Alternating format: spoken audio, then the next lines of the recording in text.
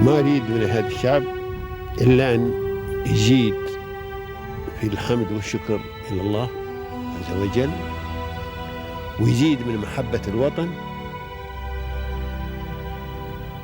ويزيد من العمل ومضاعفة العمل لما يسعى فيه من خير له وللدولة والأهل. هذا اللي أنا أدوره من الشعب، وربنا إن شاء الله يوفقنا جميعا على ما يحب ويرضى.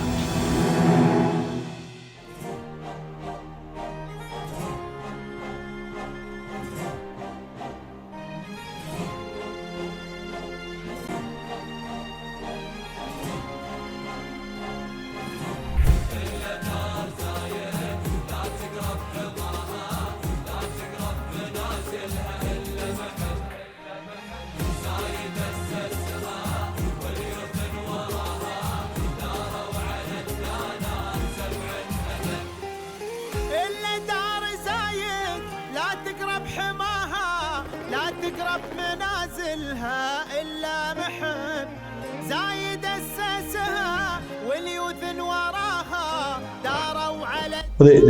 I mean, the thing with the UAE is I almost don't know where to start. I feel so strongly about the opportunity here because what's happened with the leadership here is, I mean, people talk about this is a great place to live. People like to come here because it's safe. You know, many people are participating in the real estate boom, you know, those sorts of things.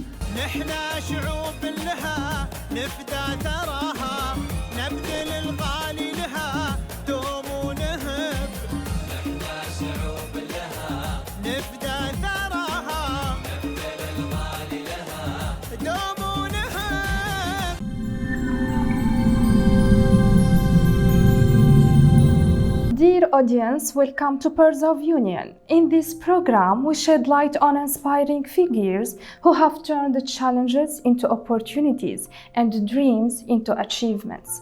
Our guests are the shining pearls whose journeys reflect determination, vision, and success.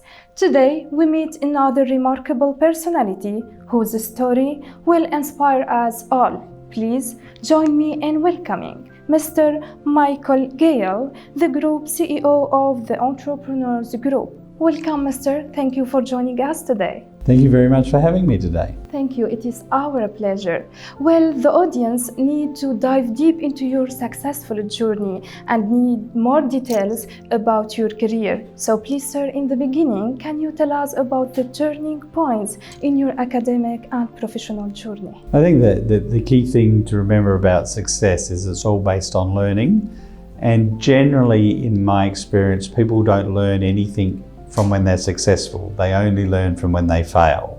Because when you fail, you're forced to think about why did I fail, you know, confront your own weaknesses and think very deeply within yourself. So I always make the joke that I'm very fortunate that I've made many, many mistakes and failed at many things, because that's the key to what's made my success. Mm-hmm. But, you know, to tell you a little bit about the history. So I grew up I'm Australian, I grew up in South Australia, and I grew up in a time in Australia when there was a lot of social dislocation. There had been the Vietnam War, there was a big change from conservative politics to very progressive politics, and the world in general was struggling economically. There was both inflation and no growth. So everyone talked about stagflation.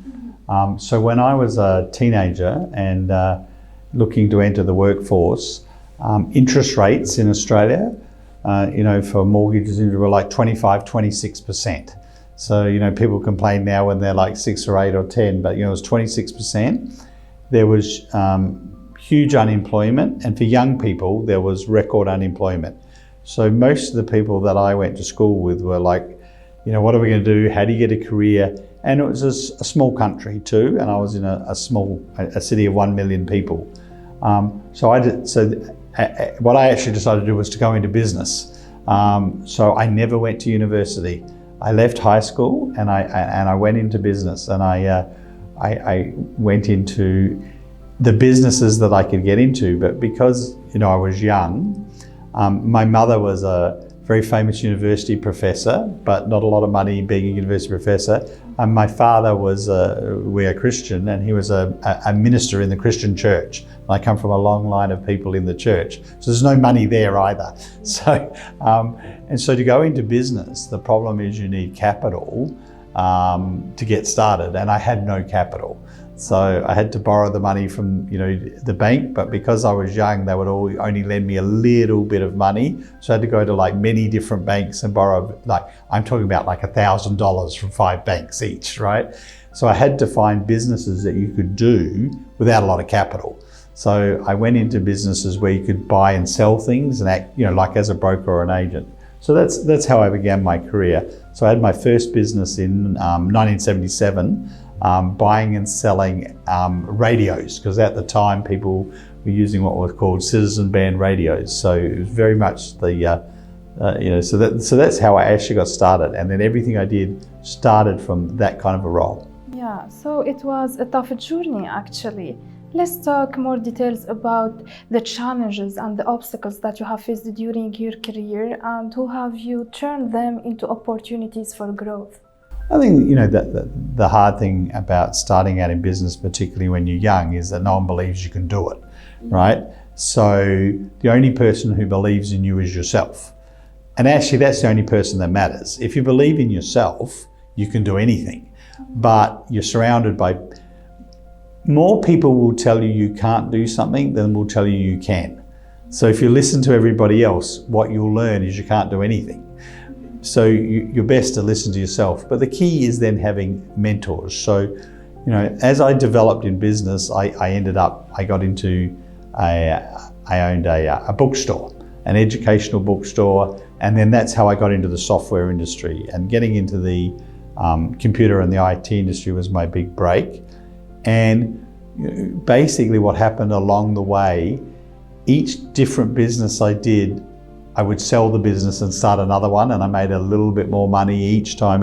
So I had like 5 or 6 different businesses, but one of them failed, so I lost all my money, so I had to start again.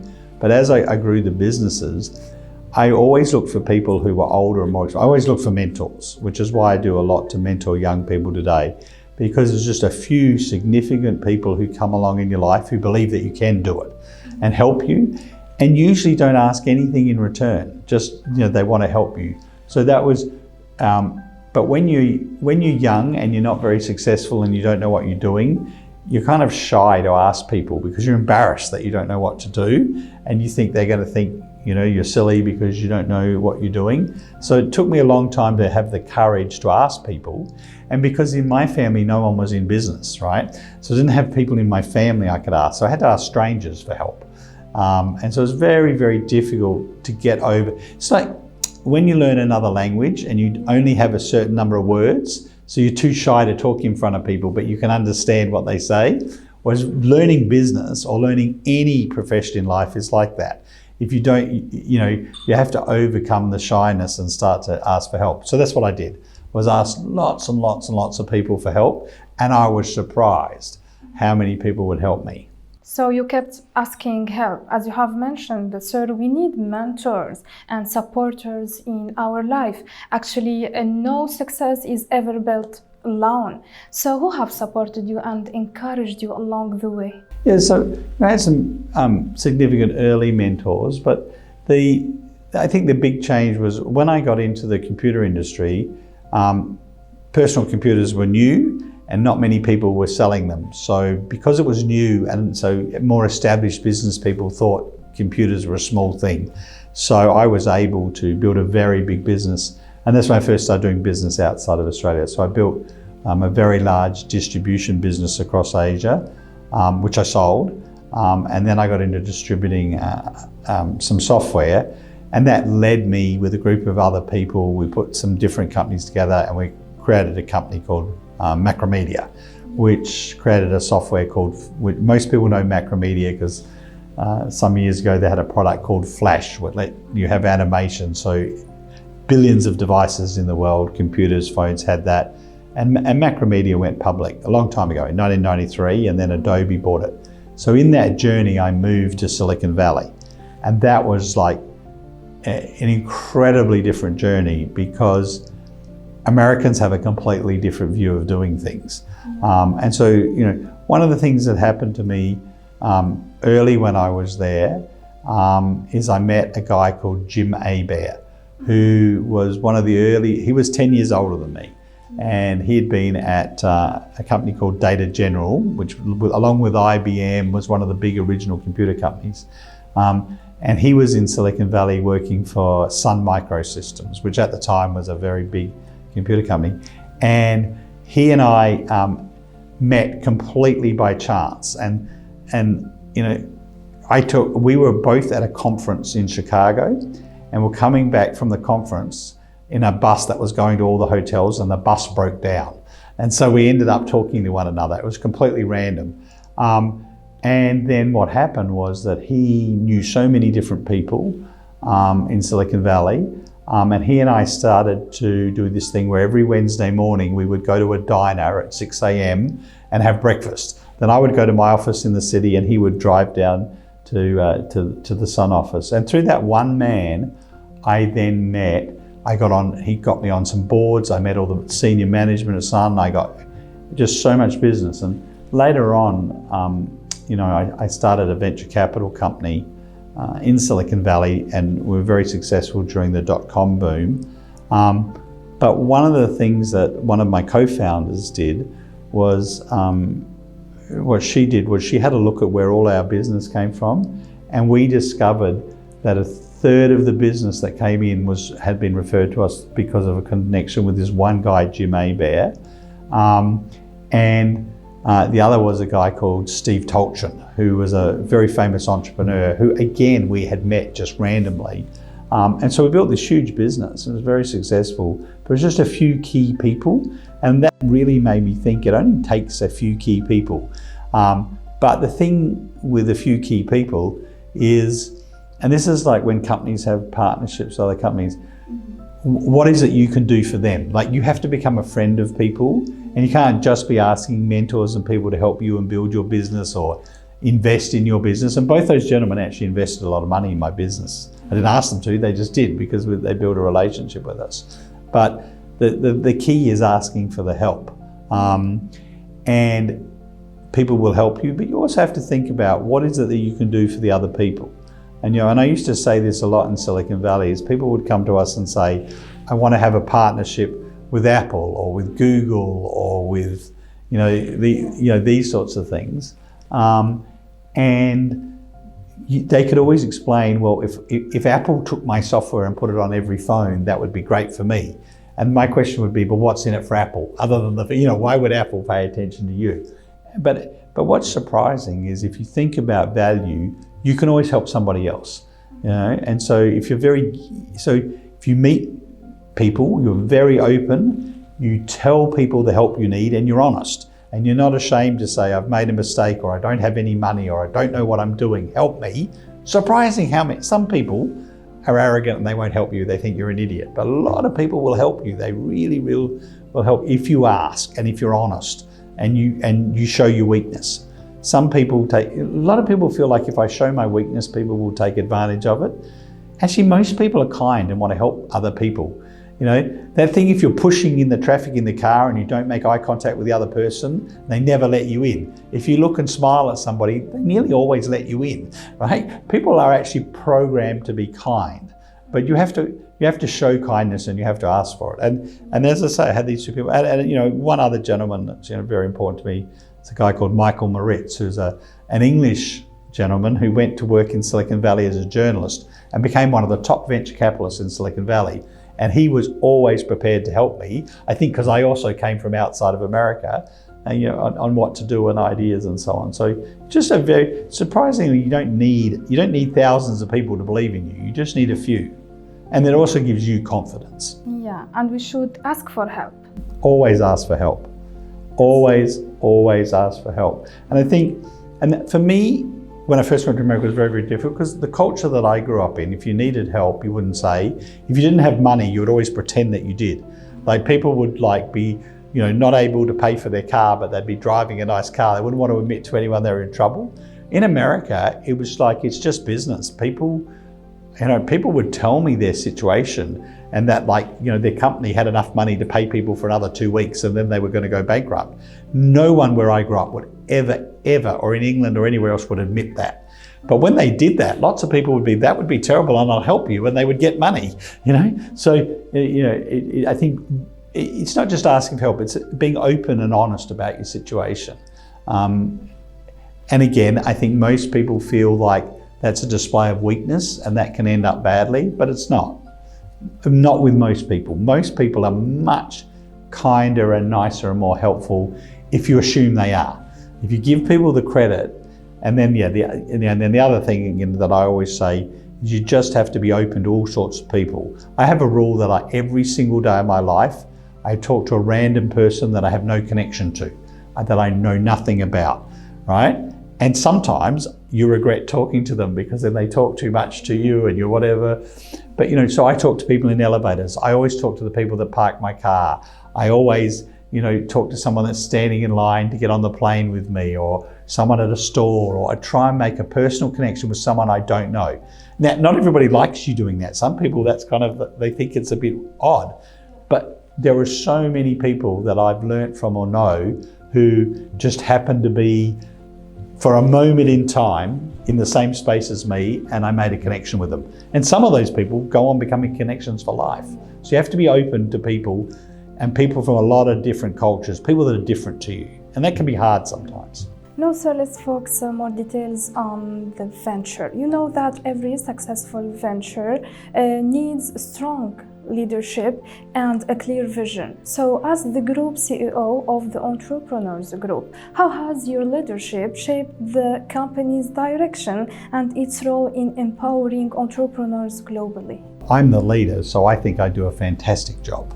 But I'm very, very conscious of leading by example. So I was with one of my colleagues recently in Riyadh, and she was saying to me something that really touched me. She was saying that one of the reasons she works so hard is because she feels like she should, because she works for me, but it's not because I expect a lot of my people, it's because I expect so much of myself, and it sets an example. So one of the things as a leader, I try and do the normal things that leaders do, which is be visionary, set a vision, try and communicate well, and try and make people feel enthusiastic.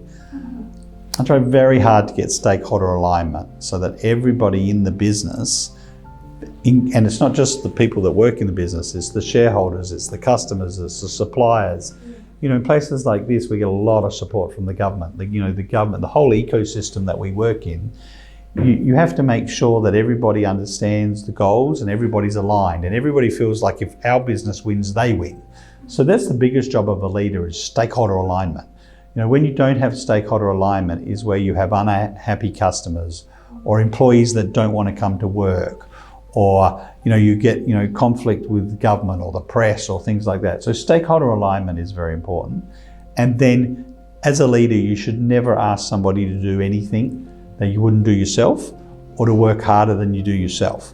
And so at one stage in my life, I was working in restaurants, and every time, we hired people, whatever, but every time I was in the restaurant, I was very careful to make sure that I took orders, that I took the trash out, that I went and cleaned the toilets, I walked around the car park, and so that the other people who had to do those jobs, and they might have just started in the business, like, why am I cleaning the bathroom and picking up trash in the car park? They saw me as the manager doing it. Now, I wasn't doing it all the time like them, but so that kind of lead by example, be involved, and never ask people to do something you wouldn't do yourself, and mostly be kind to people. And when they make a mistake, tell them in a firm way, but not in front of other people, and always give people the benefit of the doubt. That's the key to me, because a lot of leaders make the mistake of thinking they have to manage people and manage all the things. But people, if the stakeholder alignment's right and everybody feels like they're going to win together, people actually manage themselves pretty well if you just let them. Now, the reason they don't manage themselves is they don't understand what you want, or they don't follow the benefit to them. So, leadership is really about stakeholder alignment more than anything else. So this is your leadership philosophy, and this is your approach. Absolutely. It's about empowerment, right? So if you empower human beings to do well, and you set up an environment where they're not scared, where they can experiment, where they're not going to get in trouble if they fail, where they don't have to be overly respectful to leadership, then people move much faster and they try things. And so you've got to have, a strong environment where people feel safe. They feel like they can try things and they can push, and everybody, and you assume that everybody is very, very capable. And that's really what works. So it is leadership, not management. I'm not interested in management, I'm interested in leadership. Leadership. Yeah. Great. So success is often marked by significant milestones and impactful contributions. So what are the key achievements you are most proud of today at this group? Well, I think with the Entrepreneurs Group, what we're really trying to do is provide everything that people need who are an entrepreneur. And I've been an entrepreneur a lot of my life. And I think, entrepreneurs struggle through the journey on so many different aspects. And a lot of those always with entrepreneurs, it's about raising capital. Entrepreneurs need money and they have an idea, but the business is new. And so, what I'm proud of is that we're working with entrepreneurs who've just got an idea through to entrepreneurs who have a successful exit. They take their company public, they sell it. I'm very proud of our ability to connect with people at almost any stage of the journey and add value and help them. For myself, the big things really mostly in building businesses, at a sort of if you just say, well, what was the success for the business? The successes are when you sell a business for a lot of money, when you take it public and you make in business, the way we keep score is through money. So when you make a lot of money, when you have a big exit, you feel really good. But the things that actually give you enjoyment, and this is a very different thing. I have a friend who invests in a lot of sustainable business he believes in, and he always talks about it's good to make a return, but some returns are especially gratifying. For me, it's when the team wins. So I absolutely love it when people tell me about sometimes things I didn't even know about, but when they were working with me, how much they enjoyed working in my company. They went on to found their own company. They asked me to come on their board. So for me, most of my successes aren't what people would think of as, the big times when we've sold a company or exited, or, we've been asked to do prestigious things or won awards or things like that. Most of the successes for me are little things. They're when, somebody in a difficult, situation, or selling the company called me for advice and I hadn't spoken to them for 15 years, but when they were in a difficult situation, they thought to call me. It's people who once worked for me going on and building amazing companies and becoming successful people. That's really the journey that's exciting, is the impact on other people. Yeah, it's really inspiring. You are offering to us the opportunity to know details about entrepreneurship philosophy and entrepreneurship meaning, actually. So growth and success always need a long-term perspective and strategy. So what are your future plans for the future of the company? I think, the big thing that one of the things I'm always been very interested in is business between different countries and different cultures. So early in my career, I was in China, right? And it was at a time when not many Western people were in China doing business. There'd just, been a lot of political upheaval. This was the end of the 1980s, and a lot of Western companies had withdrawn from China. And I had a lot of success because I learned how to do business a Chinese way. Later on, I was many different things. So one of the things, one really core thing for me is that when I first came to the UAE, which is about 14 years ago, is that I really, not in the beginning, it took me a while to understand, and I just loved being here because it's so interesting, and the culture and the tradition.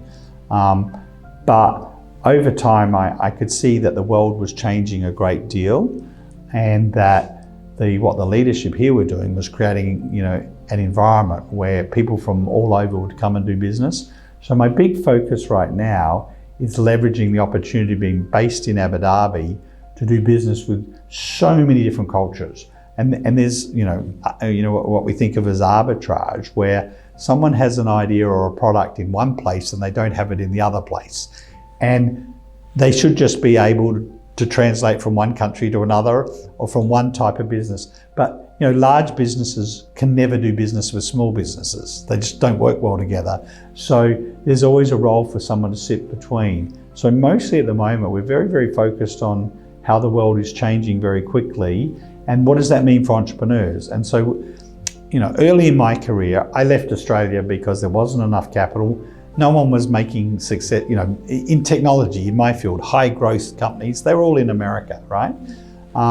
Because America had the access to capital and the open business environment. But what's happened now is good ideas and innovation occur anywhere. But when they occur in places where there's not the support system, there's not the capital, there's not the mentorship, and there's not the cultural, people are, in places where people think, well, I need a safe job, or I need to work for the government, or I need to do this.